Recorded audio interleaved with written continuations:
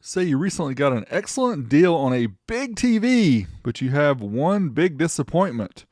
That's right, the sound quality is not that great coming out of this TV. Now, if you're an audiophile or a home theater geek, you probably have a decent sound system. But for most people, they just use the TV speakers, which are horrible. You can't hardly hear anything, especially dialogue coming out of those. So you visit your favorite shopping site, Amazon, and notice there are hundreds of different options of soundbars ranging from a few dollars up to several hundred. Well, I came across this SAIYIN soundbar for $80 with a $20 coupon, makes it $60. Check links in the video description. We'll see how much it is at the time of your purchase. But I decided to go ahead and get one of these in because I was curious. I've tested SAIYIN speakers before and was kind of impressed. So let's see what's in the box and then we'll find out how it works. First couple things are a quick start guide and an owner's manual. Both are very well laid out and all in English. Also, we have a 3.5 millimeter male to 3.5 millimeter male cable, an optical cable as well for digital optical transmission between your TV and the soundbar. We also have some mounting screws for mounting the unit, and we have a wireless remote control. Now, unfortunately, they did not provide the AAA batteries that are needed, so you will need a couple AAA batteries, but for the price, I don't know if you can really complain about that. We also have the two speakers that come with this unit, and this is unique in what I've seen with soundbars and the fact that these two speakers can be joined to make one speaker, and I'll show that later, but it's nice that you can keep them separate as well. Gives you multiple mounting options, or if you want to use them on your computer, you can use them as separate like tower speakers. Kind of cool. Also includes a subwoofer, quote unquote subwoofer. Not sure I call it a subwoofer because it's not really sub. And we have the AC adapter here. Not a whole lot going on with that. Here are all the things that come with this setup, and it's pretty impressive. There's a couple things that are missing. I mentioned the AAA batteries. You're also missing an HDMI cable. I'll leave links to both of those below. Make sure you have everything that you need if you decide to pick one of these up. Now, the tower speakers are 13.5 inches by 3.5 by 2.5 inches. That's if you keep them separate. And again, here's a picture illustrating how these separate. They come separate in the box, but you can join them if you'd like to. And I'm going to show you how that works, which is really cool. You just take off these little screw-on pedestals on each of the two units, and then literally you go A to A, B to B, and kind of twist them together. It's very cool. Now, when you twist them together, the length total is 24 inches or 610 millimeters. This is how most people use them with TVs. But there are several options you see here in these pictures. If you want to use it with stereo sound, separate them out. Also included in the soundbar kit is the subwoofer. 12.5 inches by 8.6 inches by 6.2 inches are the dimensions. Also to note, this is a wired subwoofer, not a wireless subwoofer like some of the soundbar subwoofer systems include. Now here you can see on the front of the main unit, we have the optical, HDMI, Bluetooth, and aux that shows you the colors that will light up of the LED below depending on which input you have selected. That's very cool. It's easy to see it across the room, so nice with that. Here you can see I have it mounted under this Sceptra TV. Not a very fancy TV. I will give you a demo later, but it looks pretty nice. On the back, we have the HDMI ARC connection. That way you can go straight from your TV into this unit and control everything from one remote. You also have a 3.5 millimeter auxiliary input. We have an optical digital input, which some TVs don't have the ARC connection, so you can use this. And we have the subwoofer output. This is what goes to that wired subwoofer I showed earlier. And then we have the power input with the AC adapter that is included. This goes into the wall to power the unit. On the top of the unit, we have the power button for off and on. There's also this same button on the remote. We have the volume up and down, which again is available via the remote. Then we have the mode button for switching between the different input modes. Again, that's available on the remote control as well. Now for the first demo, I decided to hook up the unit, go ahead and hook up the AC adapter and hook up the subwoofer, and we're just going to play some music through Bluetooth to find out how this thing sounds, because hey, if it doesn't sound good, then there's no need to even go on. There's no need to recommend it by any means. But yeah, let's get it hooked up to the iPhone. Pretty much when you turn it on and get to the Bluetooth mode, it starts blinking. Go to your device and it's SAIYIN Audio, and let's give it a listen.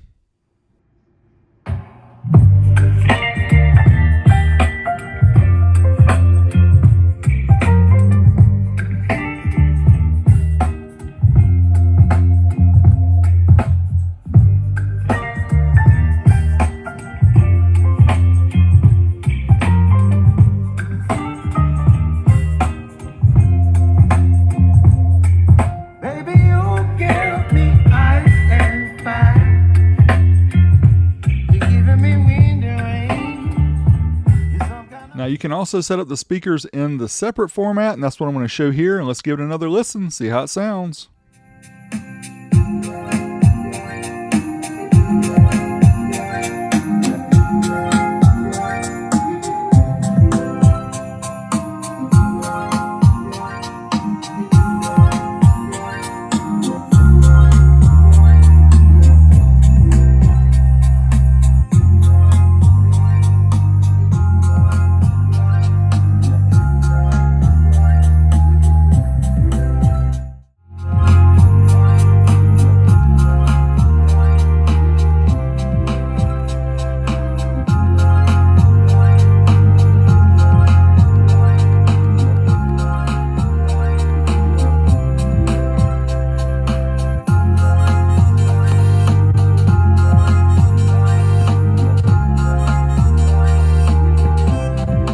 I must say, for the cost, I was really impressed with how this thing sounds. So let's go ahead and hook it up with a TV and try a few different options with voiceovers and also a trailer.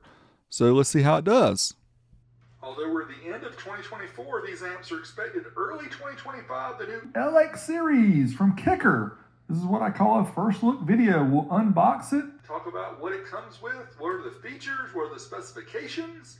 Then of course we're going to throw it on the amp dyno. Huge difference there. Let's try a movie trailer style demo and see how it sounds with that.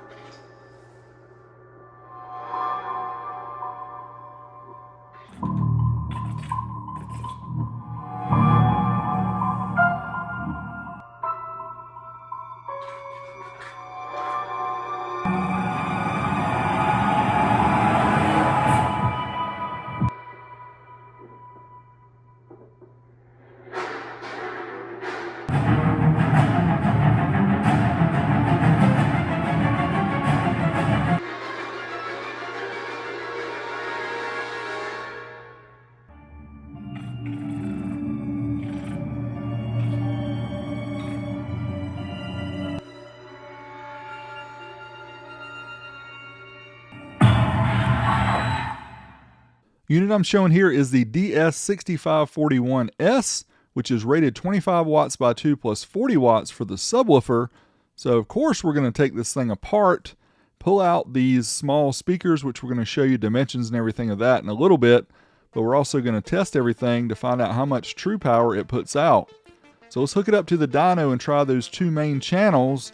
Let's try them at 8 ohms first and see what we get. And there you go, around 14 watts times 2 for those speakers. We're testing at 1 kilohertz for these tests. So let's try the dynamic test, which sends a pulse tone into the amp. And let's see what we get here. Just a little bit more power, about 16 watts per channel. So we're not quite at that 25 by 2 that's rated, but we're not sure if it's 8 ohms or 4 ohms. So let's try 4 ohm load on the amp dyno, again at 1 kilohertz. Certified test takes us up to 1% distortion. And look at that, we're right at 25 watts on one channel and 21 on the other at 1 kilohertz, up to 1% distortion. So I was kind of blown away this thing actually did the power that it said. Dynamically, it's a little bit less. I mean, not going to expect a whole lot of power. The amplifier in this thing has to be tiny, and we'll try to get to that later in the video, see if we can find out exactly what's inside this amp. Now, we also got the subwoofer portion, because this is a 3-channel amp built into this soundbar, and one goes to this passive sub. So let's try it at 4 ohms on the amp dyno at 40 hertz, and whoops, 8 watts at 4 ohms. So what about that 40 watts? I'm not sure why we only got 8 watts, but anyway, uncertified to clipping, we also got 8 watts. But I can tell you in person, you know, it's not going to blow you out of the water by any means. It's just a 5 1/4 inch woofer, so it's not going to blow you out of the water, but it does sound okay, and it sounds much better than your normal TV. Dynamically here we get 14 watts at 4 ohms, so the amplifier seems to be lacking a little bit on that sub channel. Not really sure why that is, but it is what it is. Now I'm going to take some time here to get inside to check out the speakers and the subwoofer and everything. But just to remind you, if you haven't watched my videos before, make sure you watch all the way to the end, because I will do some additional tests at the very end of the video after the end credits and everything. You think the video's over, but it's not. So let's take out these little speakers here that are in the soundbar, and we'll take a closer look at them. Kind of a beefy magnet there on the back, as you can see. And that's all that's here. There's a couple of these little tiny speakers, and we'll get out the tape measure here so we can measure them. Look like to be 2 inches on the short side by 3 inches on the other. So 2 by 3s. Again, there's 2 of them.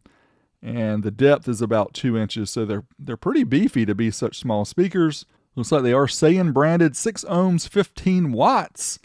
So it's actually, they're not rated to handle as much as the amplifier can provide them. That's interesting. So let's move on to the subwoofer. It's a handmade wired subwoofer, 5.25 inches. So it's got a grill here. We'll just pry it out, and that way we can get to the 5.25 inch woofer, take out the 4 screws, and then we'll pry it out and take a closer look and see what it looks like. And yeah, pretty much a basic little 5.25 inch woofer, not too fancy. Standard little voice coil there, probably about 1 inch voice coil. Now this is a 4 ohm and it says 50 watts. Again, SAIYIN branded. You can see it looks like it has a foam surround, just a regular looking dust cap there. Sort of a beefy magnet. As you can see, there is no amplifier in here. The amplifier is in the main part of the soundbar. This is just a passive. And there is the port. And yeah, not a whole lot going on here. But again, for $80 total and $60 when it's on sale, what do you expect? Not much more than this, but honestly, the package they've put together here is pretty impressive for what it is. Again, comparing to the TV sound that most people have, yeah, not even comparable. And yeah, so I tried to get in so we could find out the amp, and man, this thing was like glued together. So I didn't want to break it. So, oh well. Sorry about that. Couldn't get to the amp. Now let's talk the pros and cons of this SAIYIN soundbar with the convertible speakers. Things I like. Obviously the price, very inexpensive. Multiple inputs. It does have a simple setup. The wireless remote control is very nice. Of course, if you use the HDMI ARC, you won't need the control on here. You can use the one on your TV. The wired subwoofer is included. It's not really a subwoofer, but anyway, it works. Speaker soundbar configuration has decent sound, and it is travel friendly if you want to take it with you because it's so small. Now, it doesn't include batteries or HDMI cable. Again, check links below. Limited loudness, yeah, it doesn't get extremely loud. And the subwoofer doesn't have extreme good lows. But again, for the price, we're just talking about upgrading your TV speakers or using this as a computer sound system. It sounds pretty good for the price, for the money. And I was just kind of blown away. Was not expecting it to be as good as it is. We'll just put it that way.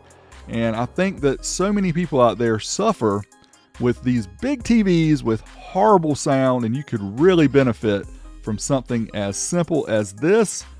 It's not hard to hook up, doesn't cost a lot of money. Again, check links in the video description. Make sure you smash me a thumbs up. Subscribe to my channel if you like this content. I appreciate you watching as always. Till next time, Big D, I'm out of here.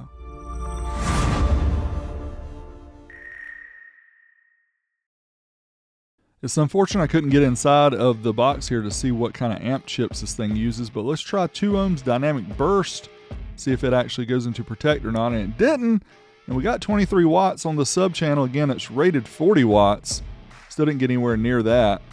But anyway, let's go ahead and reset it here for the certified run up to 1% distortion at 40 hertz.